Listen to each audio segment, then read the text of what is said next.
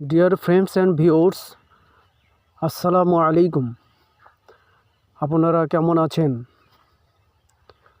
আলহামদুলিল্লাহ। আপনারা দেখতে পাচ্ছেন আমাদের পুরাতন বসত বাড়িটির সংস্কার করা হচ্ছে। বাড়িটির পেছনের অংশ টিনের চাল এবং সামনের অংশ ভেঙে একতলা বিল্ডিং তৈরি করা হচ্ছে। সকল প্রকার বালা মুসিবত থেকে হেফাজতের জন্য আমরা আপনাদের কাছ থেকে দোয়া কামনা করছি। আল্লাহ যাতে আমাদের সবাইকে হেফাজত করে এবং সুখে শান্তিতে বসবাস করার তৌফিক দান করে। মোহাম্মদ আব্দুল মমিন, লেজার ভিশন, শিমুল ডাইড।